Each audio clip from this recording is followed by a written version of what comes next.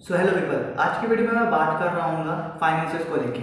अब अगर आप 22-23 की एज में हो और आपने अभी अपनी जॉब स्टार्ट करी है तो मैं 10 एडवाइस देना चाहूँगा आपको फाइनेंसेस को लेके।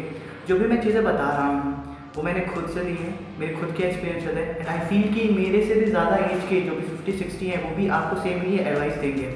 The first thing is keep track of your expenses. आप डेली जो भी खर्च करते हो, आप 5 रुपये भी खर्च कर रहे हो, 10 रुपये भी खर्च कर रहे हो, आप उसको कहीं पे लिखो। Keep a track of it because जो आपके छोटे छोटे खर्चे होते हैं लाइक 5, 10, 50, 60, 100 ये ऐसे हो जाते हैं और पता नहीं चलते हैं, और सबसे ज़्यादा खर्चा इन्हीं चीज़ों में होता है। So try to keep the track of all your expenses.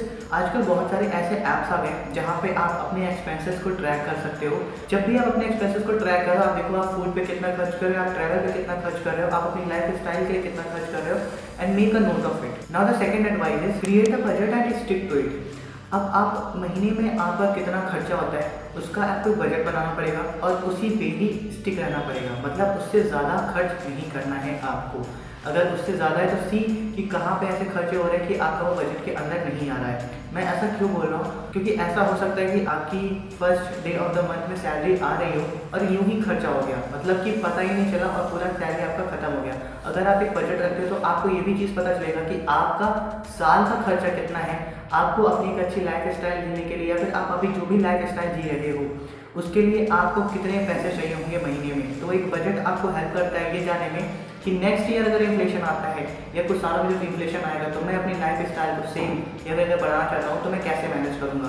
तो राइटिंग अ बजट, तो क्रिएटिंग अ बजट और sticking to it will make your life better in the next few years. Now the third one is building an emergency fund and invest in long term savings. अब emergency fund क्या है? Emergency fund is like कि आपने आपके पास जो भी पैसे हैं आपने उसका कुछ पैसे लाइक 1 लाख 2 लाख उसको इमरजेंसी फंड में रख दिया और उसका भूल गया हो कि वो आपके पास है भी या नहीं है। वो आप तभी यूज़ करोगे जब आपकी लाइफ में एक बहुत बड़ी प्रॉब्लम आ गई, तो उस टाइम पे आपके पास वो इमरजेंसी फंड यूज़ करने के लिए होगा। अब ये एडवाइस मैं कहीं ऐसे से नहीं दे रहा हूँ, जितने भी रिच पर्सन हैं उनका बहुत ही कम पैसा बैंक में रखा होता है। वो सिर्फ उतने ही पैसे रखते हैं जो उनका लाइफ मतलब उनके लाइफ स्टाइल के लिए, डेली लाइफ के लिए ज़रूरत है, या फिर अगर उनको इमरजेंसी में किसी पैसे की ज़रूरत पड़ती है तब उस टाइम वो यूज़ कर रहे हैं। लाइक फॉर एग्जाम्पल अगर मैं कहता हूँ कि आपके मान लो अगर आपको रात में कोई आपके यहाँ दिक्कत आ गई और आपको पैसों की बहुत जल्दी ज़रूरत पड़ गई, आपके पास एटीएम सपोज या तो बंद है या फिर आपके पास एटीएम कार्ड नहीं है और आप किसी से भी रात में पैसे नहीं मांग पा रहे हो, उस टाइम पे आप ये इमरजेंसी फंड यूज़ कर सकते हो। तो आप जो भी अर्निंग कर रहे हैं उसका कुछ पैसा इमरजेंसी फंड के लिए रखो। मैं आपको ये सजेस्ट करूँगा अगर आप 22, 23, 24 साल की उम्र के हो, एटलीस्ट 1 लाख 2 लाख कम से कम 2 लाख रुपए इमरजेंसी फंड में रखो। खुदा ना खास्ता अगर बहुत ज़्यादा ज़रूरत पड़ जाती है तो आप उस फंड को यूज़ कर सकते हो। Now the fourth one is कि अवॉइड अननेसेसरी डेब्ट। कोई भी हमें कर्जा नहीं लेना है अपने ऊपर, और जो भी कर्जे अगर हैं तो उसको ख़त्म करने की कोशिश करना है। सो फोकस ऑन जो भी आपके रजिस्टरिंग डेब्ट है हमको ख़त्म करने हैं और कोई भी नया कर्जा लेने से बचना है आपको। Now the fifth one is maintain a good credit score. अब ये गुड क्रेडिट स्कोर बनाना क्यों ज़रूरी है? लाइक फॉर एग्जाम्पल कि अगर आपको लोन की ज़रूरत पड़ती है और अगर उस टाइम पे अपना क्रेडिट कार्ड आपने अच्छे से मेंटेन नहीं किया होगा तो आपको लोन नहीं मिलेगा, और हो सकता है कि उस लोन से आपको फ़ायदा हो सकता है कि आपको इमरजेंसी में ज़रूरत पड़ गई, तो वहाँ पे आपको अपना क्रेडिट स्कोर मेंटेन करना बहुत ही इंपॉर्टेंट है। अब ये कैसे कर सकते हैं? आपको इसके बारे में जानना है तो you have to comment on this video कि how to maintain a credit score, या फिर कोई भी फाइनेंस के बारे में जानना है तो फिर उसके लिए आप कमेंट करना। Now the sixth advice to invest in stock market and diversify your portfolio.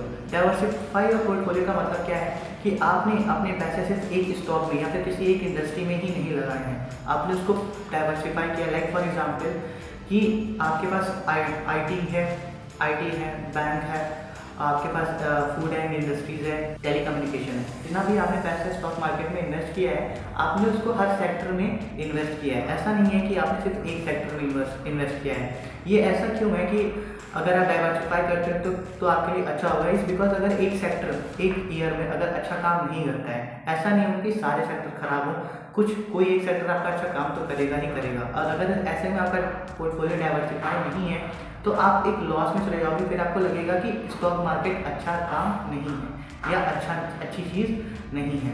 तो ट्राई कि अपने पोर्टफोलियो को डाइवर्सिफाई रखो। Now the next advice is keep an I on tax rules and legal issue. अब tax और legal issues में मैं क्यों बोल रहा हूँ कि अपनी आँख जमा के रखो, बिकॉज आप जितना भी पैसे कमाते हो at the end of the financial year you have to pay taxes on those things. और अगर ऐसे में आपने ये नज़र नहीं रखी है टैक्सेस और इश्यूज़ क्या हैं, या फिर टैक्सेस उस पर रूल्स क्या है, तो आप अपना जितना भी आप कमाते हो उसका बहुत ज़्यादा अमाउंट टैक्स में ही दे दोगे। और अगर आप अपने आप को अपडेट रखते हो कि क्या टैक्सेस पे क्या रूल्स आए हैं, क्या इश्यूज़ हैं, क्या ऐसी चीज़ें जो मैं कर सकता हूँ तो मैं अपना टैक्स बचा सकता हूँ। तो for this you need to be updated on all the taxes for your country. जो जिस भी देश में आप रहते हो वहाँ का जो भी टैक्स रूल है उसके ऊपर अपनी कड़ी नज़र रखो, वरना आप जितना भी पैसा कमाते हो शायद ऐसा ही चला जा रहा होगा और आपको पता भी नहीं चल रहा होगा। Now the 8th one is plan for your retirement and work accordingly.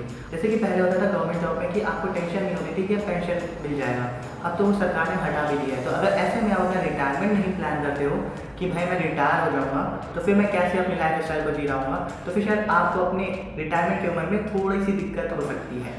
और अगर आप ना आज ही से रिटायरमेंट प्लान कर लेते हो तो जब आपका आराम करने का टाइम होगा तो आप एक तरह से पेंशन आपकी एक इनकम आ रही होगी, आप ज़्यादा परेशान नहीं होंगे। Now the 9th one is continuously educate yourself on financial management. अपने आप को हमेशा पढ़ते रहना है फॉर द फाइनेंसेस।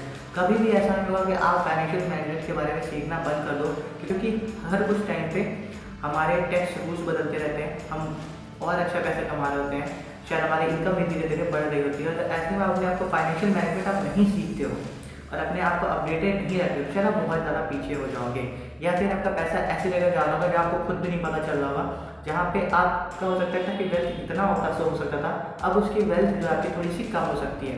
तो अपने आप को हमेशा फाइनेंशियल मैनेजमेंट के बारे में सीखते रहना चाहिए और पढ़ते रहो। Now the 10th and the last advice is seek professional advice whenever necessary. मैं ये बिल्कुल भी नहीं बोल रहा हूँ कि हर किसी को हर चीज़ के बारे में नॉलेज होगी। ऐसे में अगर कुछ पैसे खर्च करके अगर आपको सही नॉलेज किसी पर्सन से मिल जा रही है या कोई भी इंफॉर्मेशन आपको पर्सन से मिल जा रही है, प्रोफेशनल पर्सन से, अब एक पर्सन इसने एक दिन पढ़ा होगा और एक पर्सन है जो काफ़ी टाइम से उस फील्ड में काम कर रहा है, दोनों की नॉलेज में बहुत डिफरेंस होगा। और ऐसे में अगर आपको फाइनेंशियल मैनेज करने हैं तो किसी प्रोफेशनल से एडवाइस लेना बिल्कुल भी गलत बात नहीं है। और थोड़े से अगर पैसे खर्च करके अगर आप बहुत सारे पैसे बचा पा रहे हो तो go for the professional advice. तो अगर आप इन 10 एडवाइस को लेते हो तो आप अपने फाइनेंस को काफ़ी अच्छे से मैनेज कर सकते हो। तो आज की वीडियो में यहीं पर खत्म करूँगा, तब तक के लिए bye bye, take care, keep smiling.